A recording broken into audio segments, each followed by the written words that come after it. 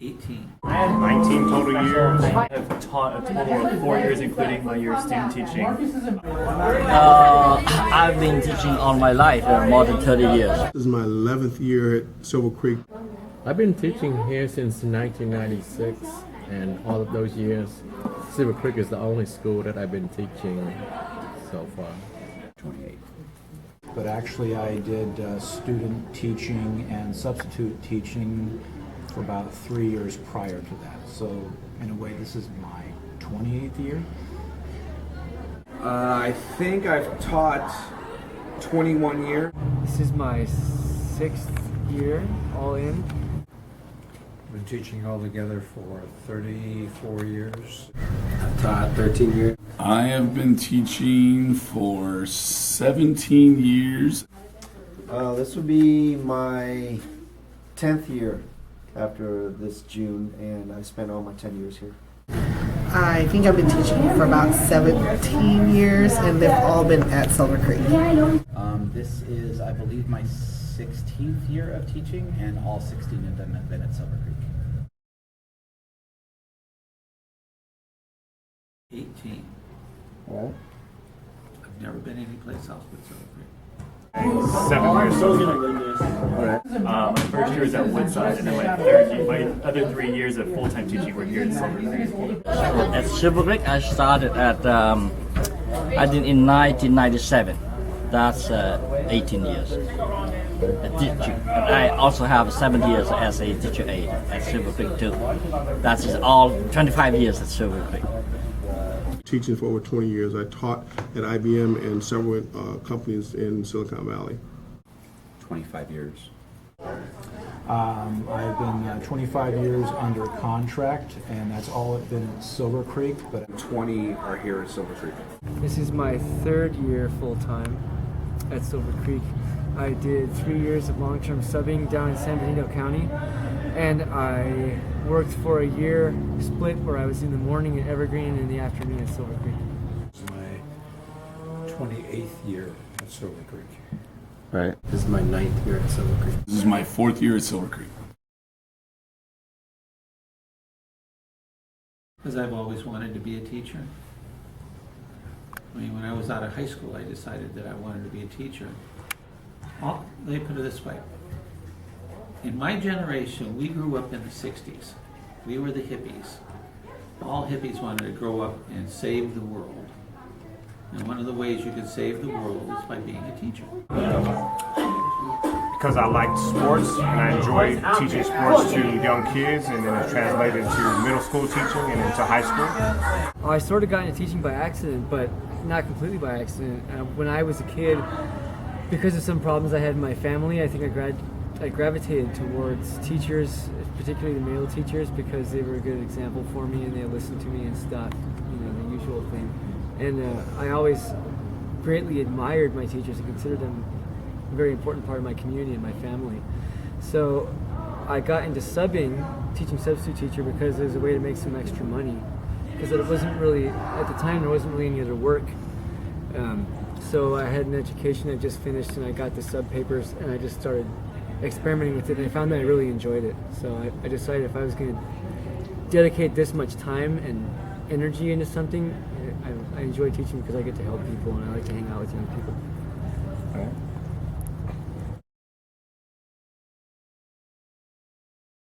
Because it's a subject that I was best at and I loved in high school. I always loved history stuff, social science, psychology, economics. That was all very, very fascinating for me. English?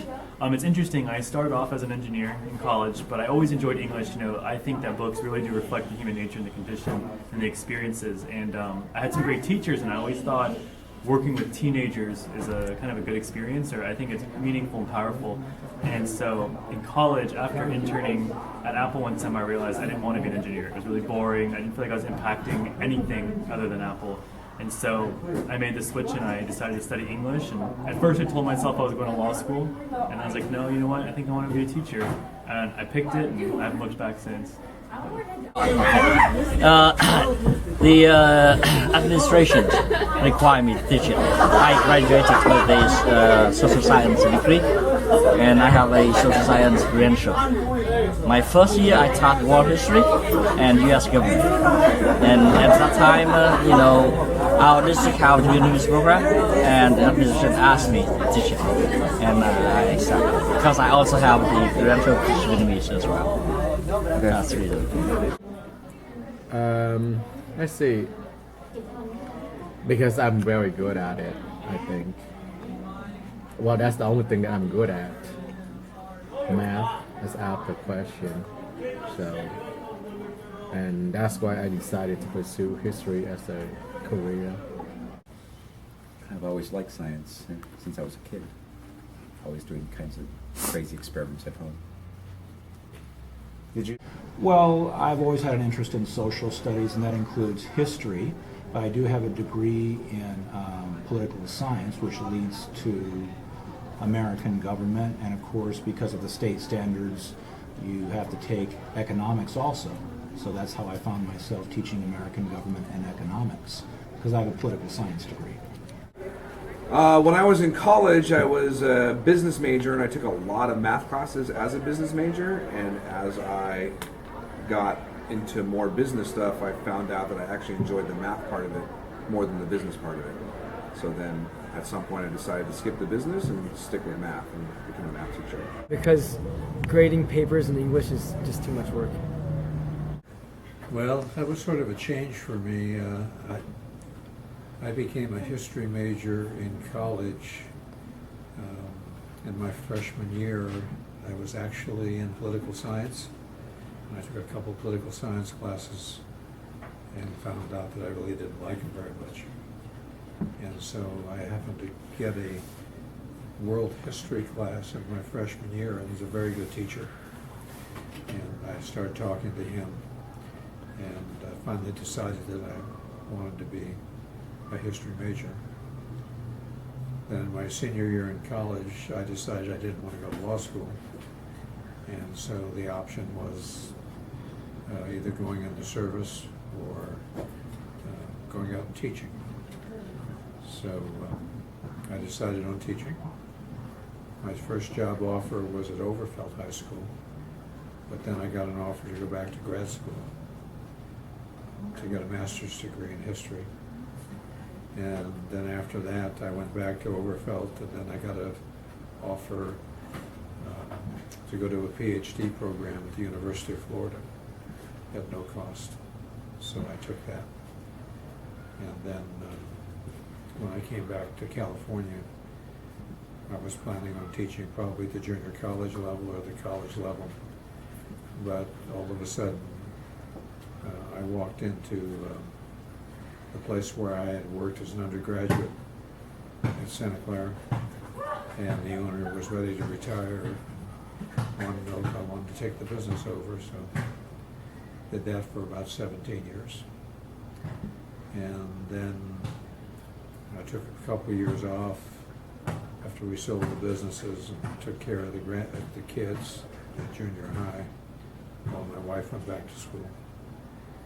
And did subbing and ended up here at Silver Creek. And I've always been interested in history. I think I've tried to emulate that first teacher I had. Not sure I was that interested in history, but he taught his class in a series of, I would call them stories about what went on in history. Made it more personal. And so I've been trying to do that ever since I got back into teaching history as well. Just math has always been like one of my strongest subjects in school. So, between English and math is always my strongest subject. And so, I like working with numbers, being able to find solutions and things. Since I excelled in it, then I decided to do that. And that's what I tell students. If math is something strong for them, they should maybe find a career that's kind of math related. Ooh, primarily because I was actually a sociology major. So my real interest was to teach psychology and sociology. But really to get a job, you have to be able to teach world and U.S. history. So then I took a couple tests, a history test, given by the state, thank you. And that allows me to teach history. So I'm really kind of a history buff that teaches. I enjoy history, but I studied sociology. Thank you, have a great break. All right. One of those childhood things where you used to enjoy hearing random facts about animals, watching a lot of Animal Planet, nature shows, National Geographic. So it was just one of those things where I enjoyed growing up. I think that from an early age, English was just something that I enjoyed and that I was pretty good at. Math was never really my strong suit, so pursuing anything that involved math wasn't really something that appealed to me so much. Science was interesting to me. So science was interesting to me, as was social science, the history classes. But something about English, just being able to interpret things the way that you can in English, something about the subjective nature of the course, that there wasn't always a hard and a fast answer. Sometimes it was about the way you answered the question, not what your answer was. Something about that has always appealed to me. I've been a reader since an early age as well, so I was just drawn to English in that regard. And so I knew that I wanted to, even as I got older, I knew that I wanted to major in English. And pretty much with an English major, you become a journalist or you become a teacher. And journalism wasn't ever something that I really pursued. And so the teacher career was always something that just sort of seemed open to me, and it was interesting.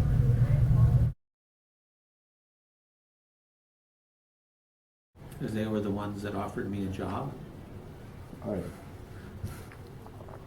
Now one day, true story, one day I was being a substitute teacher. And the nice things about subbing is you don't have to work every day. You can work when you want to and when you don't want to. So it's a very easygoing kind of life.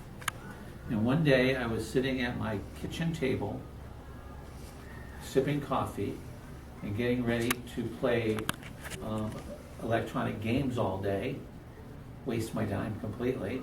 And I got a phone call from a guy who was my supervisor, what do they call them now? They call them student teacher supervisors. And the guy says, "Hey, are you working?" And I said, "Yeah, I'm subbing." He said, "Do you want a full-time job?"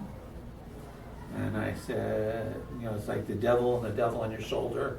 This devil says, "Hey, you really like this freedom, and do you really want to go for the hassle of a job? We have to be there every day and take responsibilities, and you like to sit back and drink coffee and do what you want to do." And this side, what I call the angel of my better Irish Catholic, my angel of my better side, said, "Hey, you're 40 years old, you haven't worked in 2 years, take the job." So I said, "Okay, fine."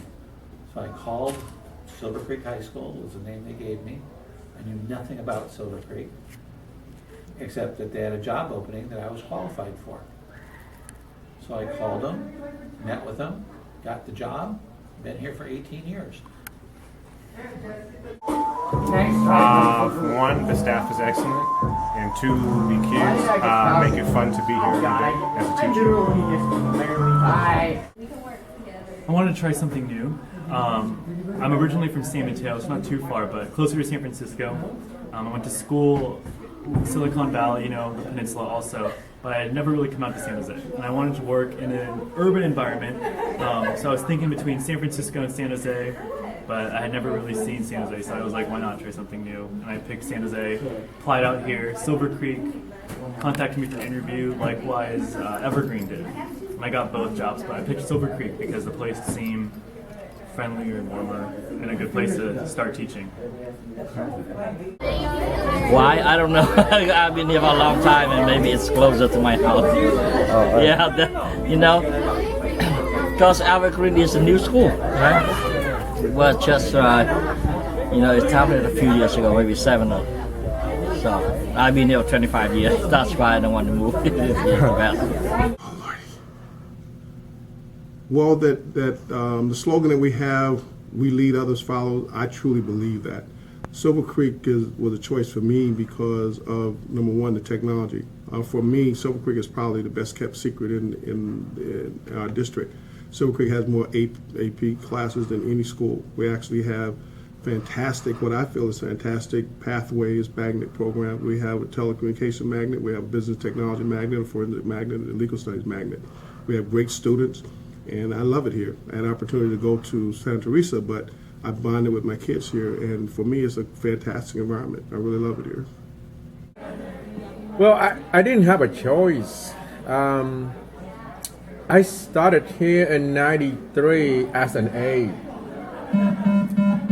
teacher assistant, and I was going to college during that time,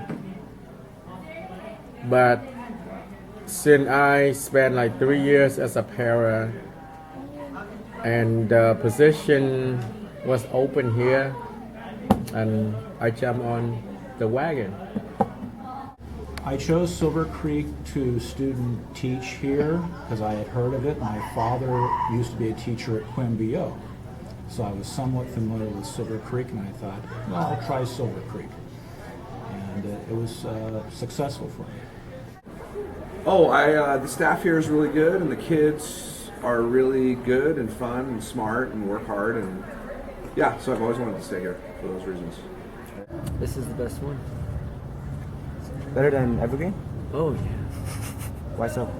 Well, the students are good everywhere, and the students are what you make of it. But at the time that I had a choice between the two schools, I enjoyed working with the staff and the principals better here than at Evergreen. Well, it turned out that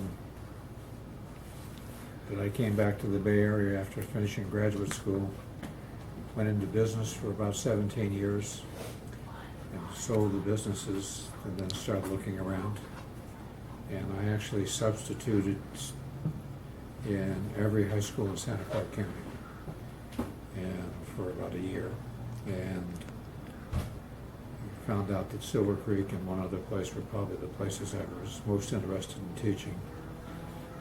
I came into the English department on a long-term sub, and one day the teacher apparently told the principal she wasn't coming back, so the principal walked in and offered me a job, and I've been here ever since. Silver Creek, I like Silver Creek because it's a great mix of students, a lot of different ethnic, racial groups, and students from all the economic levels.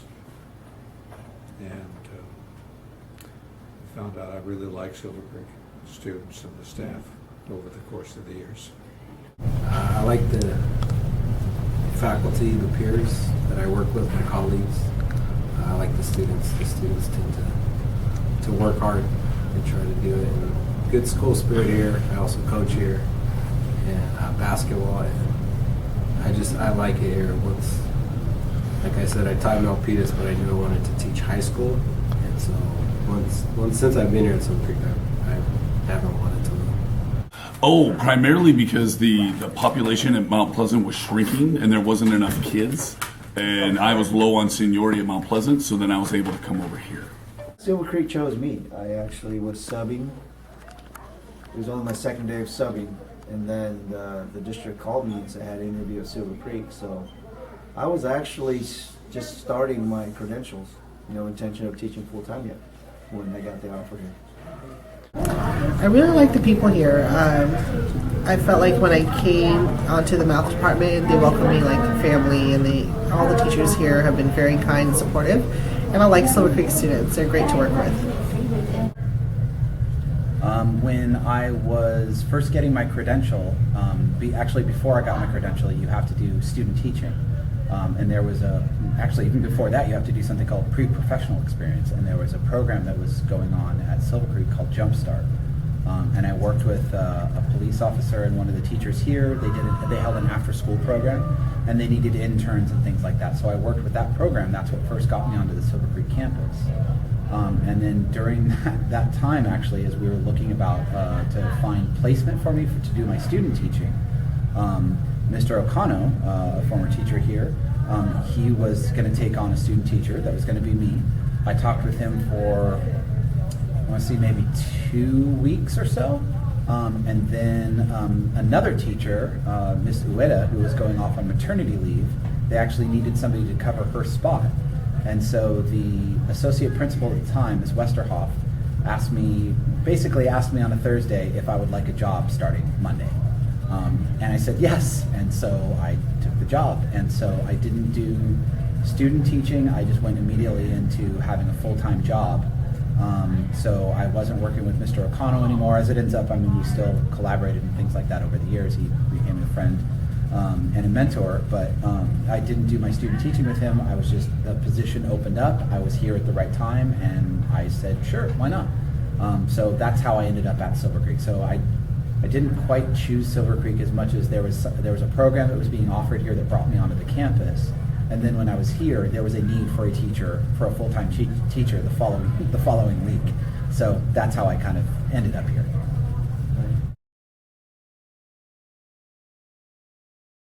I like the interaction with the kids. I like the different change every day from different problems they have or don't have, and different moods that they come in every day, just something different all the time. Being able to connect with them and bond with them. Oh my God, that was too good. Oh God! The students. I think interacting with the kids and hearing their different stories and their trials and tribulations, and them coming to terms with life and growing, it inspires me and pushes me to grow all the time also. So I would say the kids and interacting with them, back and forth learning. Yeah, I like to work with the students, with the youth, because I think I can have an effect on their development, mentally as well as intellectually. I want to help growing up people to make the right decision for their life. Being able not only to teach the subject matter, but to teach the students. Because they're a captive audience, being a teacher, you have to know your subject matter. You have to know your stuff because you're teaching it. But because you have a captive audience, you can also teach the kids about life. And I really enjoy that luxury, if you will, of taking advantage of having them in the class teaching the subject and teaching them about life. Because it's a big world out there, and I have the ability to take what I've learned in the corporate world and in life and incorporate it in the classroom. So they can I can give them real world experiences and real world knowledge.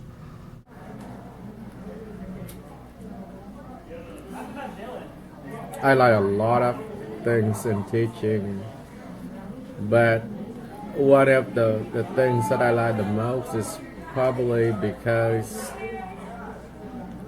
I can help, teenagers to go to the direction that I think is worthwhile to go. Just let them know that some of the options that they might want to consider. So give them a little direction. The kids, of course. Actually, yes, the kids. And second would be the cafeteria food. I love cafeteria food. I really do. I love it. I'm the only teacher that buys cafeteria. Ask them. I'm the only one. It's true. It's true. It's true. I love cafeteria food. The students. It's challenging to teach students and to see them grow and learn. It's very, has a high degree of satisfaction teaching. It's an important job. I like most about teaching is having kids learn new things. It's really fun to teach somebody something that they've never known how to do before. So that's my favorite part of teaching, is teaching somebody something that they've never done before. I would say there's a couple things. One, being around younger people is I draw energy from younger people. I am 71, and older people sometimes just want to sit around and complain about their problems. And I hope I have the opportunity in teaching to maybe make some differences in the students' lives. Just working with people, working with students. It's fun sometimes just to interact with them or just help them learn things. It's pretty fun. Sometimes seem like, oh, I get it. You know, that aha moment is pretty neat.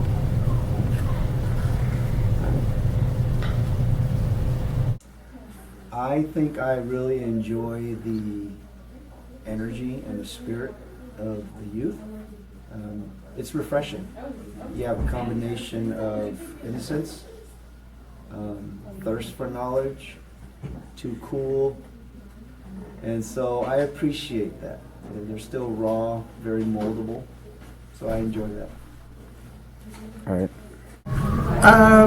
What do I like most? I think my favorite is when I can help a student. So when I see that what I'm doing makes a difference to them, that really motivates me. Unfortunately, sometimes the reward is takes a long time to come back. You know, it's not immediate. So the investment that you take in a student, you may not see the result for a long time. And so I really appreciate when students come back and tell me, oh, you know, I remembered your class and it really helped me in college, or it really helped me in this, or that. I appreciate the most, because then I know that what I'm doing does impact and make a difference to students. A lot of things.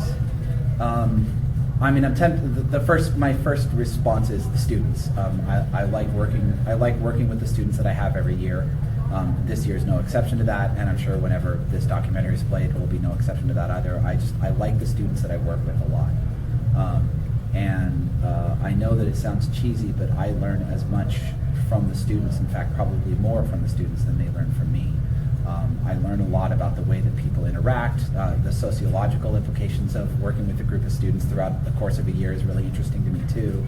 But I just like the interaction that I'm able to build with students over the year. And even across multiple years, if I happen to have a student for English 3 and then I get that student again for English 4, it's just really interesting to me to see that relationship build and to see the progress of that student. So that's kind of the easy answer. But I think another part that I like most about my job is that I like my job. I really don't think that a lot of adults can say day in, day out, with the percentage of times that I can say it, that they love their job. And I really love my job. So this is year 16 for me, and I still like doing what I'm doing. And I still have fun doing it, and I still am able to try things out and experiment and get better some years in some ways and get worse some years in other ways, and then come back the next year and try and improve those things. And so that it's that constant process that I really like. And again, I think that an awful lot of adults find themselves in a job that they don't truly love. And I really love teaching.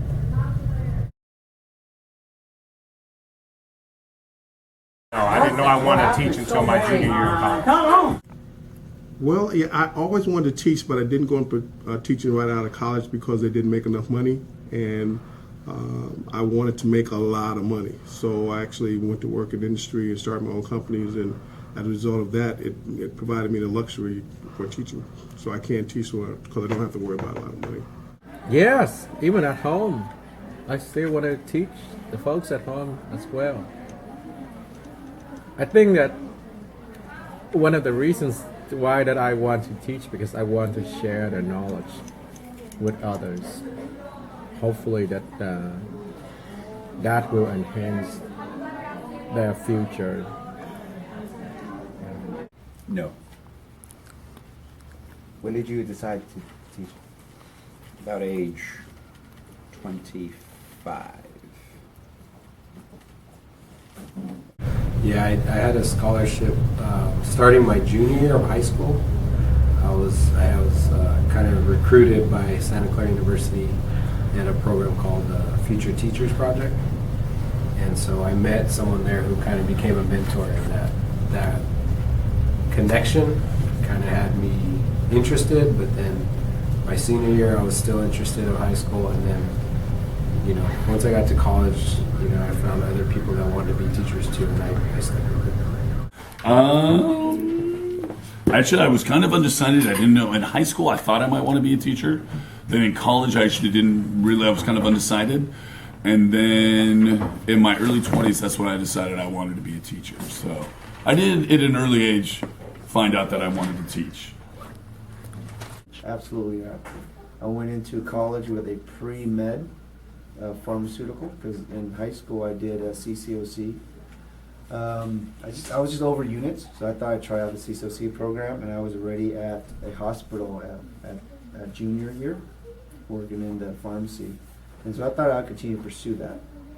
But as I went to college, I just realized I didn't enjoy science as much as I thought I did, or particularly kind of biochemistry was more difficult. And so I went to a class where they explain all the different majors in biology. And you know, they got doctors, they got research, they got disease, microbiology. The only thing that stood out was a science teacher that came in and did his presentation. And it pretty much went like this. I loved high school. I never wanted to leave high school. Now I'm back in high school. The only difference is I get paid. And that was the only pitch that rung a bell to me. I did actually really enjoyed my high school experience, and I really enjoyed the classroom. I love school, and so I really right away knew that that was something I wanted to do. I went into college thinking I was to be a teacher. I did want to be an English teacher at first, and then it seemed like math and English didn't really overlap very much, and I enjoyed taking math classes. And so I thought also there was a bigger need for math teachers, so I went and switched majors to be a math teacher. I've wanted to be an English teacher, I think, since about 7th grade.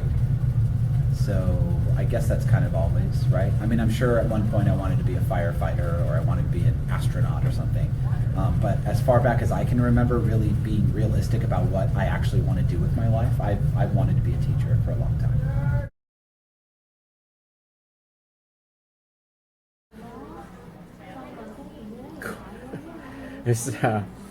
It's in those days, in my days, when I was a high school student, at least from my own personal experience, I came to school and I was ready to learn.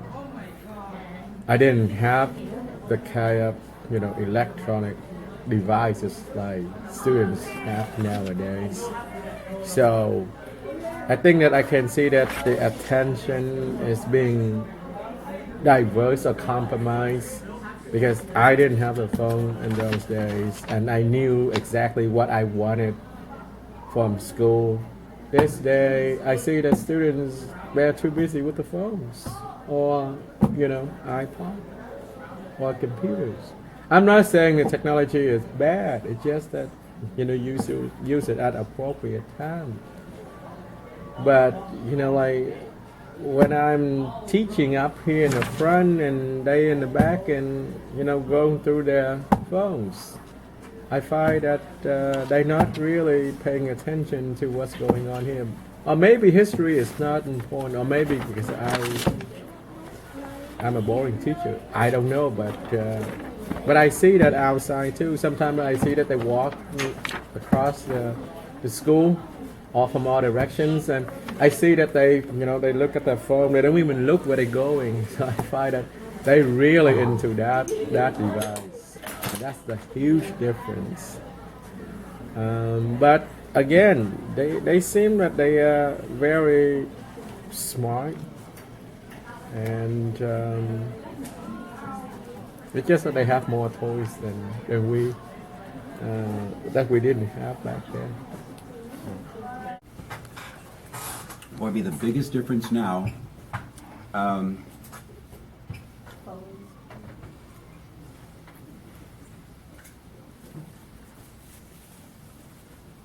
Students are under more pressure now than they were when they started teaching. They have a whole lot more pressure, trying to succeed, trying to get ahead, trying to develop some kind of a goal or career. It's a lot. is a lot tougher. And because it's a lot tougher, they tend to they're always trying to catch up on things. They're always trying to catch up because they fall behind. So that I would say is different. I think students today are much more capable academically, and the reason for that is the number of AP classes we have. I believe students are being challenged at a much higher level today than they were 25 years ago when I first started. Wow, I think when I first started teaching, school was really a lot harder. The academics were a lot harder, so I think kids came in kind of more prepared for their classes. And nowadays, I think some of the middle school classes and some of the other classes in the high school have gotten a little bit easier. And so now the kids, I feel, are a little bit less prepared academically. It's not their fault. It's, you know, it's what they've been taught up to this point. And it's not really any of the teachers' fault. It's kind of the way the curriculum has changed. But I think the curriculum has changed significantly. So 20 years ago, we could teach the kids a lot more difficult concepts. And today, we just have to teach them more of the basics, unfortunately. I think that's the biggest difference between 20 years ago and today. I think there's two major differences. One is when I grew up here in Santa Clara Valley, it was probably 85% white. And certainly if we look around now, that's, you know, when the white population is less, we're very big in mixed population, which I think is very good. The other thing is that students learn differently now than when I was in school. So for instance, I graduated from high school in 1961, and our technology was a typewriter and maybe a tape recorder. But now students have all sorts of devices with them. That presents a challenge for us as teachers, because since students have instantaneous opportunities to look up material, that in general students don't necessarily memorize much anymore. So we have to spend additional time as teachers going back and reminding them of what they've heard and know. Whereas I think in my day we did a lot more memorization. So I think the students are not necessarily brighter than we were, but certainly have to have a lot of different tools. And I think we force them to think more rather than just memorize and put it down on a piece of paper. Those, I'd say, were the major changes. The biggest difference between how students were back then and now.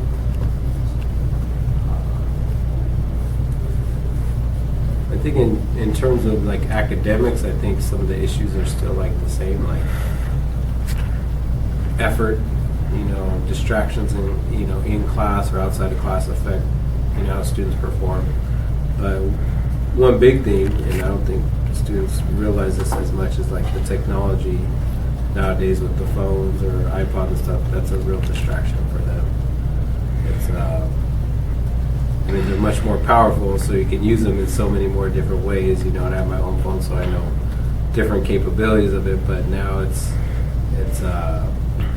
almost like constantly that as soon as you pick up your phone, there's something new to see and new to do, and I think that's become a bigger distraction over the years. So when I first started teaching, I was 23. So, and my seniors were 18. So we were actually still in the same generation, which is like generation, they were kind of the tail end of Generation X. So what I've noticed about this generation is there are some pros and cons. Let's go with the pros first. This generation is actually not racist. They actually truly believe in equity. There is no separation. Like I see seniors hang out with freshmen and they don't mind. Like my generation isn't like that. So they really honor each other's differences. They don't care about age and they get along really well. I would say girls are way more aggressive. Boys are actually way more respectful. But the sense of entitlement in this generation is what's frustrating. Because it's a combination of either teachers, parents, coaches. They feel like they can't fail, or if there's something that doesn't go their way, it's not their fault, and they don't quite understand why. It's not really necessarily a problem of work ethic, but it's that I call it the trophy generation, is that if they played, they got a trophy. So they all think they're winners per se, when really in life you have winners and you have losers. So that sense of entitlement goes across the board. That's the con that goes with this generation, I would say. Smartphones. But other than that, there isn't much of a difference. You know, they got different gadgets, different lingo and slang. But overall, I still think it's the same.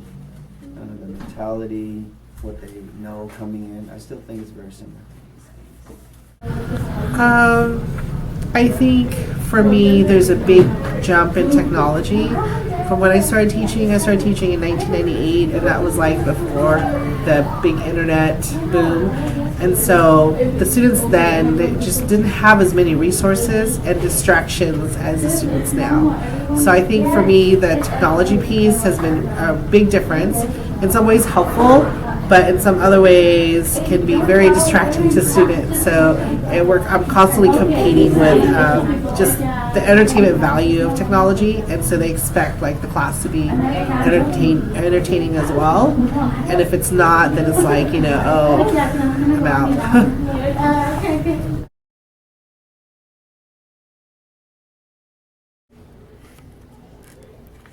I don't know, you were one. How would you describe me? How would my students describe me? I think fair, funny, sense of humor, challenging. I think my students would describe me as one, caring. Because I really do care about them, right? I don't care if you have an F in my class. If there's something going on, like let's talk, help them get through life. I would hope they'd say hardworking and knowledgeable and probably funny. I try to add humor to lessons to keep them engaged. That's what I would hope. Yeah, most of them like me because I'm kind of easy, generous in giving, good grade, points that they have opportunity to do extra credit if you did not do well on the test, things like that. I'm kind of lenient in them. Slow to get mad, and I don't give them a lot of homework. I would hope they would describe me as being fair. I have, like other teachers, I have my own style. I do believe in communication. I do a lot of project-based education. I believe in project-based education, and I like a lot of group work and partner work because for me, that's the way it is out in the real world. We do a lot of individual work, but I really think that my students would describe me as someone that's very fair, and hopefully they learn a lot and they do have a good time learning.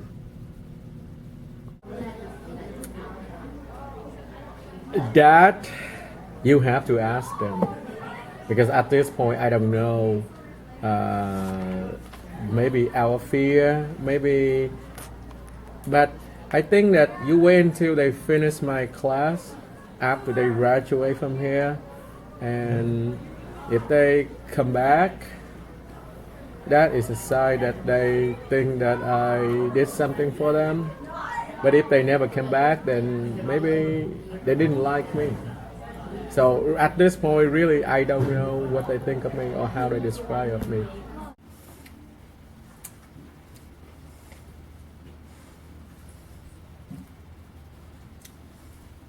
Probably easygoing, talks too much, entertaining sometimes. Definitely. Interesting. Yeah, very interesting. Very right.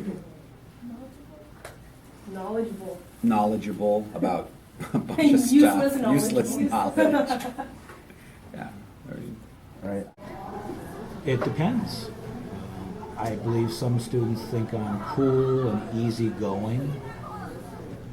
There are a variety of answers. I think I think some of my students love me and some of my students hate me, so I don't think there's any in between. I don't know. How would I like them to describe me, or how do I think they describe me? Either. I would like them to describe me as clear and just, as in my expectations are clear and I treat people justly. I think they probably say that I'm funny because I show my personality when I work, and they probably think I'm weird because I don't think like people on TV do.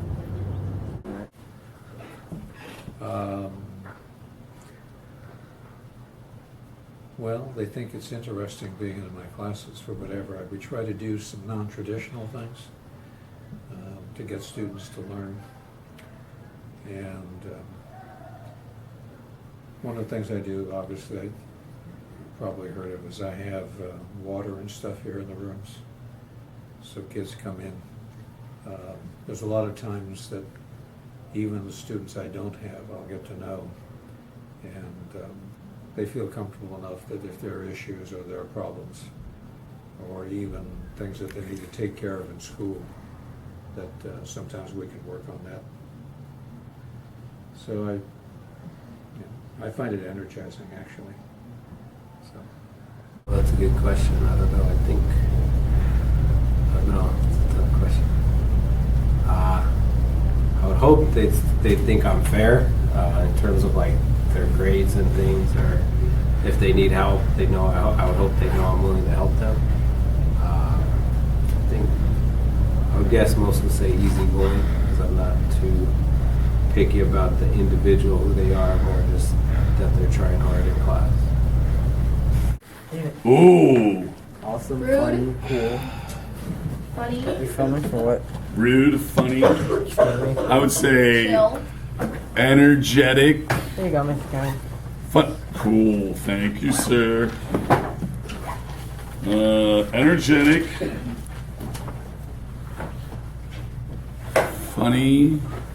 Bye, Mr. Karen. Have a nice summer. You too, bud.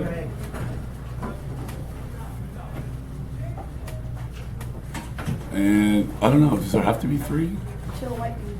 And a chill white dude. And chill? Yeah, I think they would probably call me chill. Alright. Crazy would probably be the first one. Weird would be another one. That's probably a question you gotta ask them, to be honest. I don't like putting things in their mouth. I don't really know. I think they might say I'm easygoing, maybe, I hope. I'm not really sure. That's a good question. What I hope they would be saying about me is that I'm a fair teacher. I really do. They can tell that I really want to help them. I'm not here to punish them. But they actually can learn from, the class, and they feel that the class has been of value to them. Huh. I hope they would describe me as reasonable. That there are probably a lot of things that you could say about me, some good and some bad, but I hope that at least they would describe me as reasonable, somebody that if they're having some kind of issue with something, that they can come and talk to me and that we'd work on a solution, that we'd figure something out. So that's what I hope. I guess I don't really know for sure, but that's what I hope.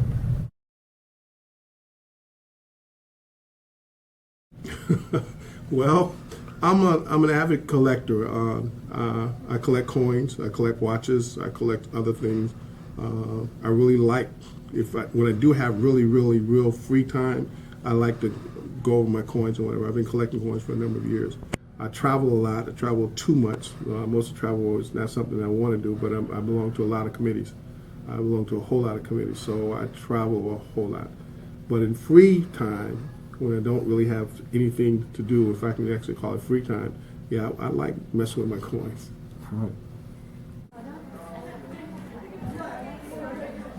It's odd to say that I don't have free time because if I don't do the work here at school, I have the house to clean and I have the garage to organize.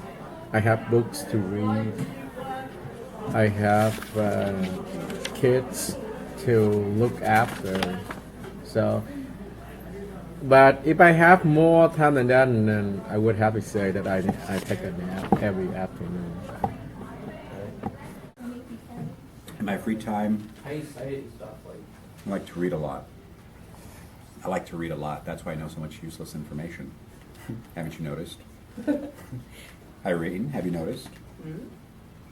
Who laughed? Who giggled? Oh, that was me. Yeah, that's why I know so much useless information. Because I read a lot. I read anything. I don't care what it is. I'll read Popular Science, People Magazine, I'll read 17 Magazine. I'll read Essence, which is made for the black population. I'll read Mi Pueblo Revista. I'll read anything. So that's why I know a lot of useless information. Take care of my kids and their activities. What do you do in your spare time? In my spare time, I have to take care of my 2 kids. I've got 2 little kids, so they take up about 99% of my spare time. Well, I do a couple things. I'm vice president of the Teachers Union, so that keeps me a little bit busy. I'm active in my church, and I also do evaluations for the state of California for high schools and junior highs throughout the state of California. So I guess over the last 10 years, I think I've visited about 85 schools. And when we're there, we kind of evaluate them and see whether or not they should be accredited. So it's kind of a varied life. I also umpire baseball. And so all those things keep me kind of busy. I like to play basketball myself. Right now, my free time, a lot of it's just spending time with my family, my wife, my daughter, other family events. I love playing guitar. I like coaching, watching movies, exercise if I can, maybe try to hike, go on dates. Ooh, I am an adrenaline junkie. I love life. I used to ride motorcycles. I love exercising. I play basketball. I go hiking. I travel. I skydive. I bungee jumped. I'm a summer missionary person. I've been to Africa. I've been to Peru. So just about a little bit of everything. My free time, well, I have 2 little boys, so I spend a lot of time with them, but I enjoy gardening, doing crafts, going on Pinterest, things like that. I do lots of things. I'm a runner, so I do a fair amount of that, although lately not as much as I should be, but I'm getting back into that. So I'm a runner. I'm a musician as well. So I play guitar mainly, but I play some other fretted stringed instruments. So I do that. I'm a home brewer as well, so I brew beer. I am a movie fan, so I watch a lot of movies. Again, not as much as I should, and not as much lately, but I enjoy watching movies. I enjoy hanging out with my wife. Pretty much anything that we do, if we are together, we're having a great time, and that's fantastic. So I've got a lot of hobbies. I've got a lot of interests. I code, so there's some web development stuff that I do that's an awful lot of fun as well.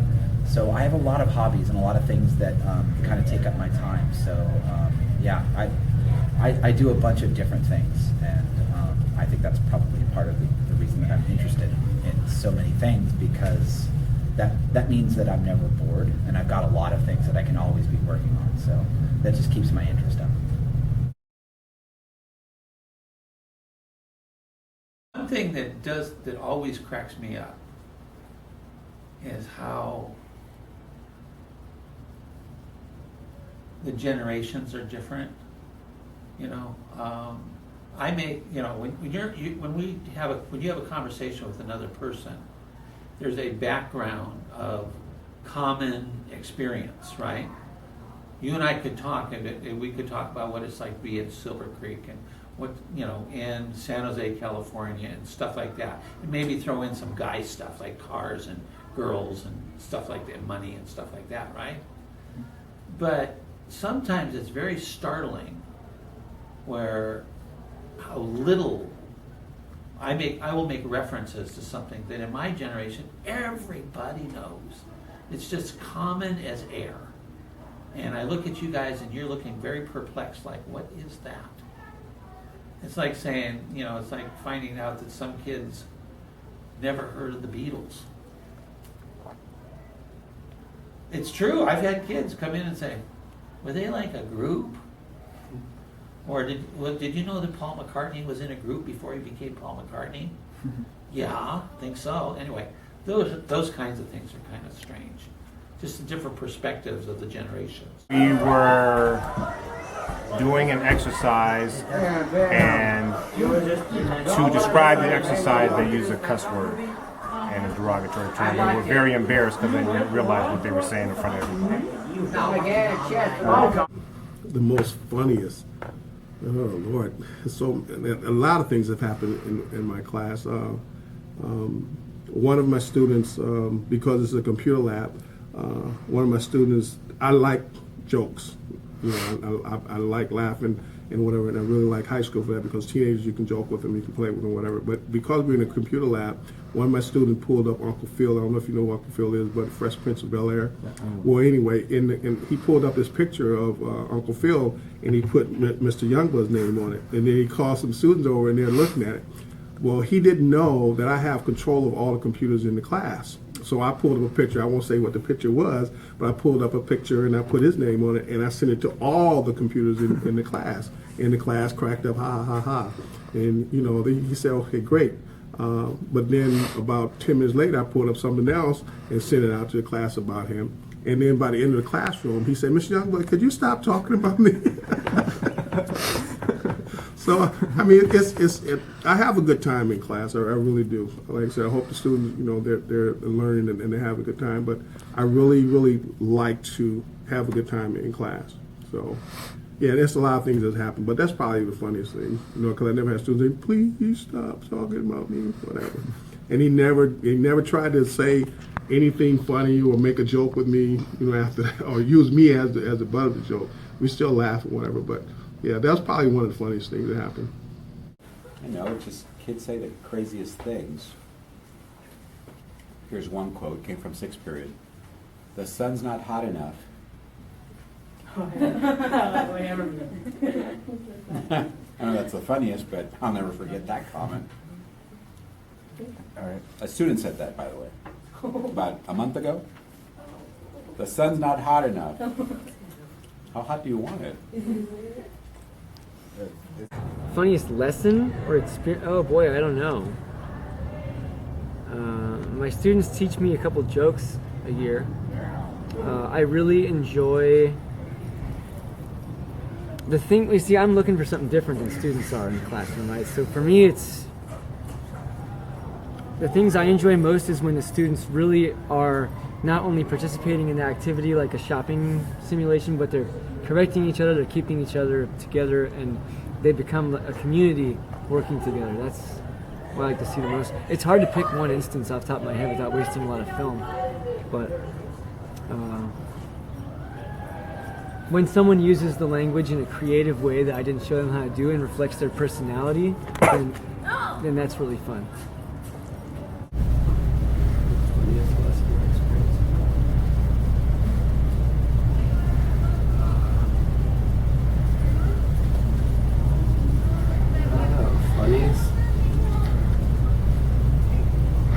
Not sure what the funniest is. I mean, I would definitely say don't judge a book by its cover is always a good one, though, for a teacher. You can't tell how a student will perform just by looking at them. You know, everyone looks different and stuff, but you can't really tell. It's how they actually do and really put forth the effort makes the difference. So I guess that would be a lesson. I think the funnest thing to me, or lesson that I did, was actually a DNA replication play where the kids were totally surprised that we would actually do a play in a scientific class where each of them had roles and they had to act it out according to the DNA molecule and so forth. To me, that was most enjoyable. There were times or years where I invited the staff, the principals, counselors to come and watch it, and they had a great time.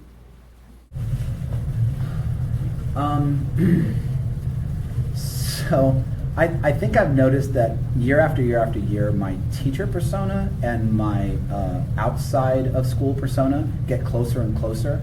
When I first started, there was a very, Mr. Seal is very stringent rather, and prim and proper, and then I'd go crazy, not crazy, but I'd loosen up significantly on the weekends, right? And I would just have a totally different sense of humor in the classroom as I would in my personal life. And I think the closer and closer those things get, I certainly do things outside of the classroom that I wouldn't do in the classroom. I behave certain ways. Angelique Roki to the front office. Angelique Roki, please come to the front office. I behave certain ways in the classroom that I wouldn't behave, in ways that I wouldn't behave outside of the classroom. But again, I think that the closer and closer those things come together, the better the experience is. And I think specifically with humor, that's the case. And so anytime that I say something offhand and the students laugh at it, it makes me feel good, right? It makes me feel like, oh, they understand me, they get what I'm after, or at least that handful of students happens to watch that TV show that I just made a reference to. So those kinds of things I think are the most fun things for me in the classroom when I have that kind of interaction. I find those things the most humorous. And it works conversely as well. When I hear a student make that same kind of like offhand remark that I find hilarious, and that it wasn't a remark that was meant for everybody to hear, it was only meant for the ears of the people that maybe, again, watched that movie or heard that song. Those are the kinds of things that I think are really funny. And then they make for a good day.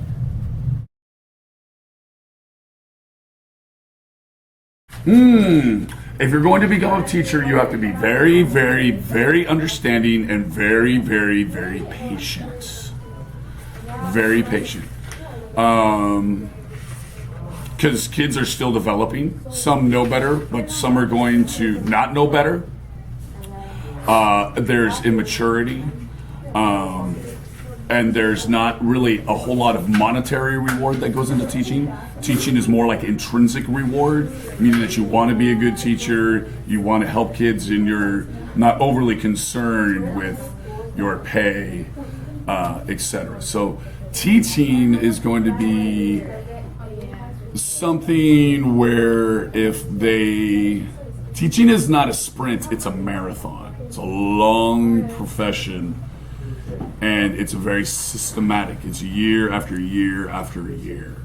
So my advice to them would be, if they really have a passion to work with kids and they're very patient, then they can become a teacher and then find what that subject is, what they want to teach, science, history, physics, whatever it might be. But the number one thing is that passion to work with kids. The toughest part about teaching won't be the kids. The toughest part about teaching will be the education system. I guess the biggest thing is, for me, is just to build relationships with students and people. They always say, like, I remember reading in books when I first started to be a teacher, and they said, don't smile. Make sure the students know that you're the boss. And I think students know, they'll respect you if you respect them, and you don't have to be mean or cruel or have kind of a demeaning attitude. But I think students want to feel encouraged. They want to feel like someone acknowledges them, that they have value. And so if you acknowledge them as a person, I think that's a big step. And then of course, know your content really well. Students know when you don't know what you're doing. So it's very, very important to prepare, to not wing it, just prepare and have different tools and strategies ready to go, and be flexible, because sometimes what you plan doesn't work out, and that's just the way it is. So be open to change, be open to surprises. Just know that in the end, in the big picture of things, it's going to work out. But sometimes on days, students, teachers, they don't connect, and that's okay. So advice for somebody becoming a teacher would be to really listen to what the students are saying, and that sometimes they're not complaining just to complain. They're complaining because there's actually a problem, and that you maybe need to examine what it is that you're doing.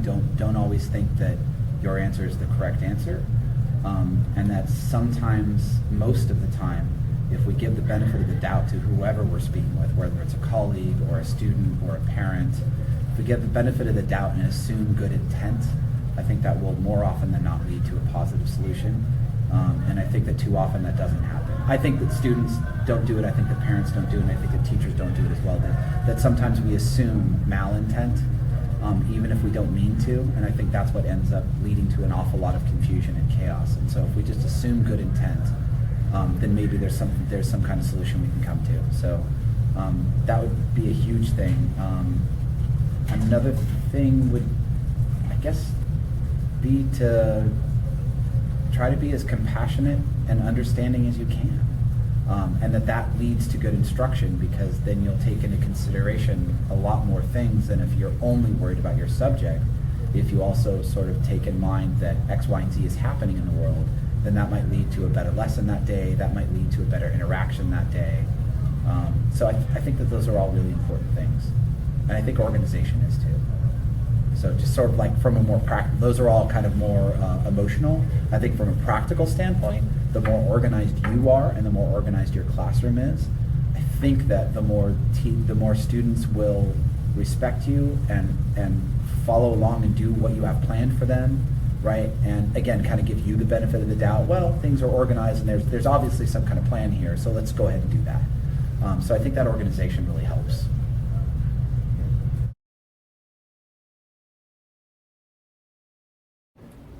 Three statements of fact, how to get along with everybody.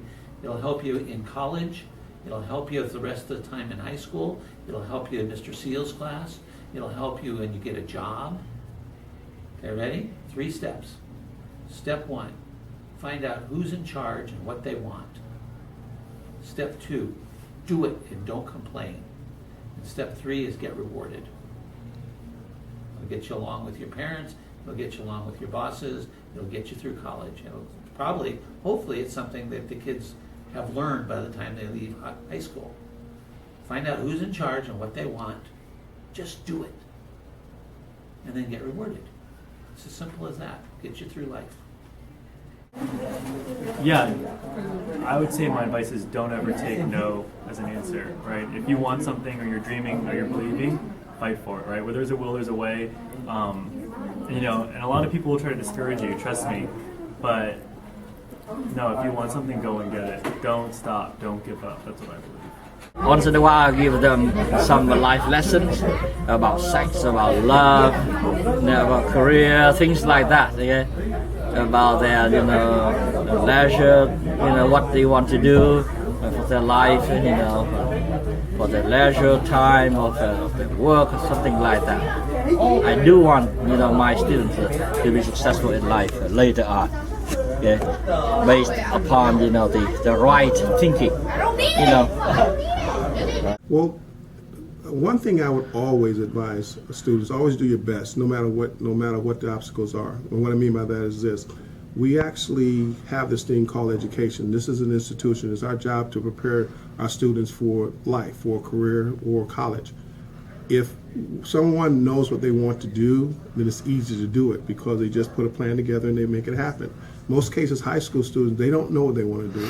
They know what their parents want them to do. They know what society wants them to do, which is basically get good grades, go to college, and get a job.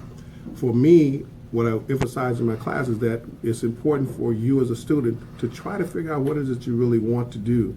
Because if you're going to college, college should be your next step in achieving that goal, whatever that goal may be. If you go to college just to go to college, you may be wasting time. And I say that because I had a good friend who went to school for nursing. And when she finished nursing, she decided that she didn't like blood. So she decided she wanted to sell real estate. But she had spent all this time going to nursing school, which was, for her at that point, it wasn't a waste of time, but it was a lot of money spent doing something that she didn't really want to do. So my advice is do good, or do your best in whatever it is you do, but try to figure out what it is you want to do in life. Because once you figure out what that passion is and what it is you want to do, all you have to do is just put a plan in place and make it happen. It will happen for you. But in most cases, people don't know what they want to do, so they go from this and they go to that and whatever, and finally fall into something they like, and they'll stick with it. But if you know what you want to do, you put that plan together, it'll happen.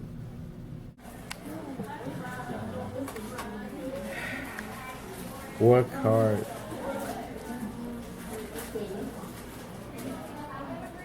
There will be time for you to enjoy. And don't get, I don't want you to be like a cow potato. Be proactive with your future. You just can't glue your eyes into that phone too much. I think that life is more than that phone, so keep your eyes and ears open so that you can see that you have plenty of opportunities in this place, but you need to work hard. There will be times for you to enjoy. Start saving money now. Don't wait. Life's only going to get tougher, and no one's going to be able to help you in the future except yourself. You can quote me on that one. Go for it. Do the most you can during high school and take advantage of all the opportunities that you have in high school. Join clubs and do the best you can and prepare for college. The same thing I tell everybody all the time is just all you can do is just do your best. And if you don't get the grade you want, and you don't get into the school you want, and you didn't get the score you want, as long as you did your best, you have nothing to be ashamed of. And so as long as you know inside that you've given your best effort, that should be good enough for you. And if you're always trying your best, you're going to be fine, no matter what school you end up at or what job you end up at or anything like that. The most important thing is to be curious. And if you don't know how to be curious, I suggest that you saturate yourself with movies or comic books or novels or paintings or graffiti or anything, or pictures of national parks or maps or any information until you find something that you're interested in, because until you're curious, you won't be able to pay the kind of attention that you see people paying in class who are really doing well in school. And that is to say, if you're a person who feels that you're not doing very well in school and you find that you have a hard time paying attention, there's something that people do when they are curious people where they listen all the time because they're looking for something they recognize or will understand. So curiosity for me is number one. I would say to them, there's always an option, and that you need to keep looking. One of the examples of that, I'm on my students all the time to complete the A to G requirements so that they're college ready. And a lot of students tell me because of financial situations, they may not be able to go, or their grade point average is not high enough. But I tell them, one of the saddest things for me is when some of the seniors come back and they've now decided in their senior year they want to go to a four-year college, and they haven't taken care of those A to G requirements, and then they have to go to a community college. So the other thing that's interesting and difficult, I think, students, young people nowadays are under a lot more pressure than I ever was when I was a teenager.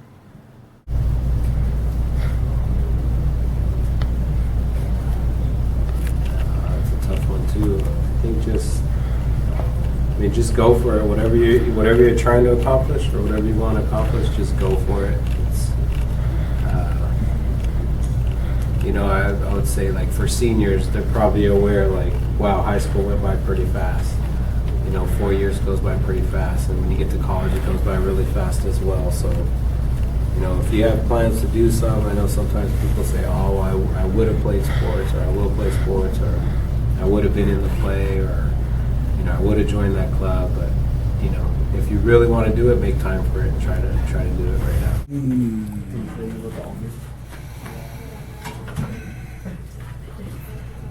I would. That's a really good question. In high school, it's very easy to get caught up in stuff that doesn't really matter. Drama, what somebody says, what other people believe about you, things like that. I would say the best thing in high school is to set clear goals and achieve those. Instead of getting wrapped up in social status, or who said what or who did what, that if you focus on something that you want to achieve, you'll be that role model. You'll be that person that you want to be, and then other people will follow you. And then when you're focused on that, all that other stuff doesn't matter to you because you're not focused on it. You have plenty of time to be an adult. Don't worry about trying to be an adult when you're a kid. Who you hang out with does affect your outlook. It does affect the decisions you make. And so choose your friends wisely. Look at people that are there for you, do good time and bad time. And keep an eye out for people that will drop you the moment you're embarrassing to them, or you do something that's embarrassing, something like that. But big advice is choose your friends wisely. About high school, I would say it's really important to do your homework. And that's the same thing for life. I mean, if you're in a job, it's really important for you to prepare and be ready to go. Create habits that help you. So like having a morning routine or having some kind of routine set up that you're not having to think about, oh, I need to do my homework now. No, you're already doing it because you've set up a routine that you're doing your homework between 3 and 4. Or studying, just prepare ahead of time. And again, anything that you can set up as your daily life that you do every day is going to help. All right.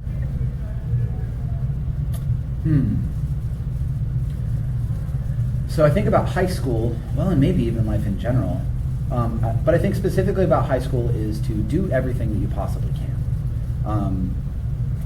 Again, it's kind of cheesy to say that you only live once. In fact, I hate that saying. But you certainly, you go through high school the one time and you've got 4 years to do some really cool things, and once those 4 years are up, that's it.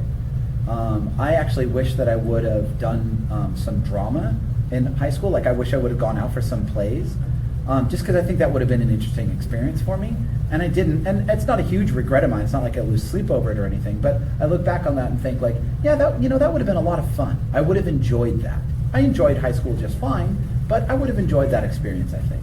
And so I guess my advice would be to try to go through high school without thinking that there's something else that you wish you would have done.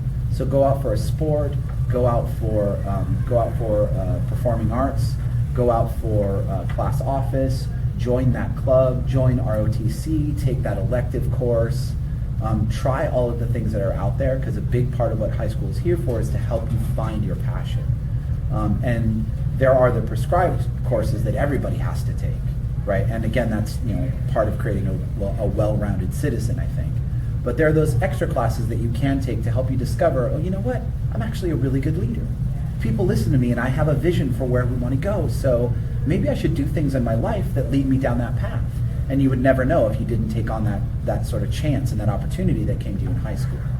So, and I think that's something kind of generally speaking in terms of life advice. But I think maybe getting more back to something I had said before, be as understanding, as compassionate as you can. You have no idea what the person you're talking to is going through, right? In their personal life, outside of the context where you're dealing with them, you have no clue if what they're going through is incredibly traumatic, if they've just come from the hospital, if they've just dealt with some kind of loss, or if maybe they won the lottery, or you have no idea what they're dealing with. So again, I think as bringing as much compassion and understanding to your interactions as possible, I think that will make for a much happier existence for just about everybody.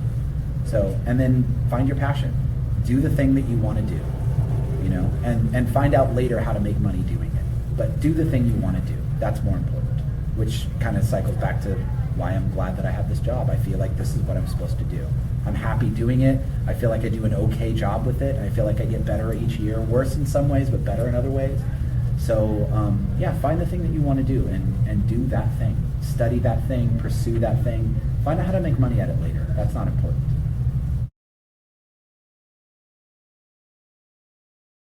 I would tell you this. Not all of you have to go to college. And that's blasphemy from a teacher. Not all of you have to go to college. But it's very, very, very expensive out there.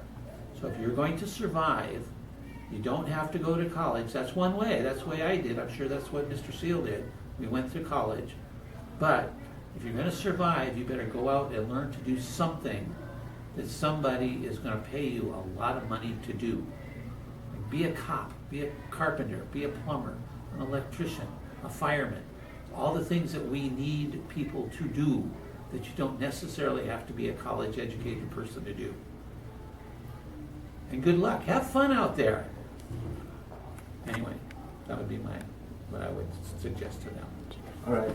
Just thank you for the hard work students have put in when they were freshmen, sophomores, and juniors in PE and the rest of the academic classes. And I wish you the best of luck in your future life.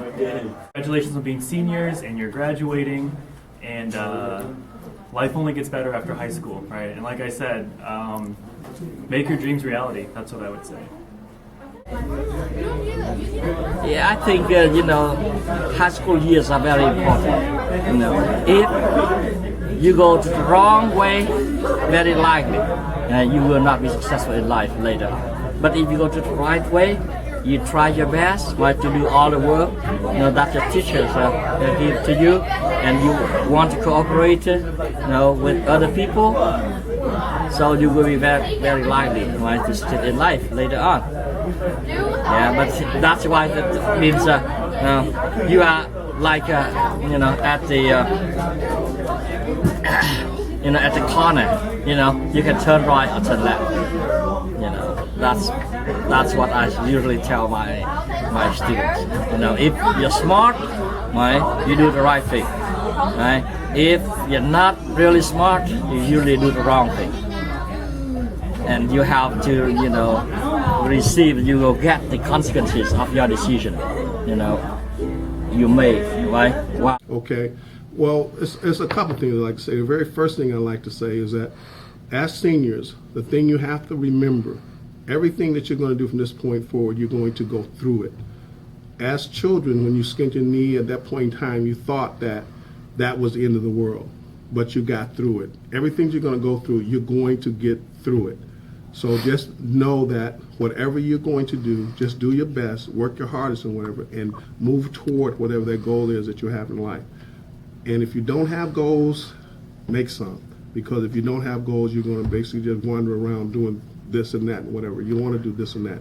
You want to do the things that you really want to do in life. And you have to know what those things are, put a plan together, and just execute the plan. It'll happen for you. Well, I'm here to work with them. And I encourage them to be proactive with their education while they're here. And just don't wait. Don't wait until it's too little too late, in asking for help. Seek help right away. And be responsible and responsible for your own, future. That's all I have to say. Look them in the eye, Mr. Silva. No, what would I say? I mean this. Get the highest possible paying job that you can get. Because if you're going to live in Silicon Valley, you're not going to be able to afford to live here unless you have a very high paying job. Otherwise, move somewhere else, Arkansas. You're not going to be able to afford you're not going to be able to afford a place to live if you have a low paying job in Silicon Valley. You're not. So get the best possible job you can, get an education, the highest possible job that you can, and start saving money as soon as you can. Just start saving it. Right. In not a checking account or savings, but in what's called, I'm being very specific, in a 403B or a Roth IRA account. Because you're going to be 50 or 60 really soon, and you better have some money saved up for that future. Trust me on that one. Okay, my My focus question today is, what is the opposite of progress? And the answer is Congress. No, I appreciate you two coming in for the interview. I'm really interested to see what this project ends up being. So, thanks. Yeah. Education is supposed to be fun. Don't forget to go have fun. I would just say that always keep focused on your future. There's nothing we can do about the past. Past, I try to describe to my students that the past is like water going under a bridge, and you never catch up with it again. So rather than worry about what happened in the past, try to get your life together for the future. No, not really. I got a test to be grading pretty soon, and no, and just what I said. Just go for it. Whatever you're trying to achieve, just start working on it now. You know, the sooner you can start working towards it, the more it might become a priority to you. Go Raiders, and my baseball team needs to stop making so many errors because I want to smack them. Kids in general are good. I don't believe in bad students. I don't believe in good students or a difference.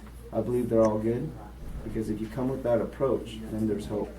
But if you're going to label kids, then you already lost the battle. So I believe all kids are good, and it's your job to direct them. I think you really need to find what you like and what you don't like. The more, and sometimes students think that, oh, I don't like that, so they tune out. I think it's just as important for you to know, I don't like that. That way I know what I do like. The more you can know about yourself and what you're passionate about, the easier it will be to decide what classes you want to take, what major you want to go into, what college, what career you want to do. Because a lot of students, you ask them, they don't know what they want. The sooner that you can kind of figure out, you don't have to, but you just have to know yourself enough that you know what you like and what you're passionate about. Like for me, in high school, I was passionate about students succeeding and going to college, and so I knew I wanted to be a teacher because that was something that I got excited about. So if you could figure out, like whether it's dancing or science or helping people in the medical field, if you can figure out what you love, and you can only do that if you know yourself, the easier it will be for you to decide what path you want to take.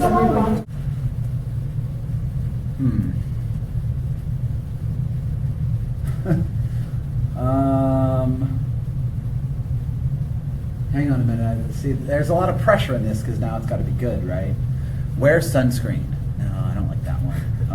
Don't do drugs. No, I don't like that one either. And knowing is half the battle. Yeah, I don't know. Do the thing that you want to do and find out how to make money at it later. Go forth and do great things.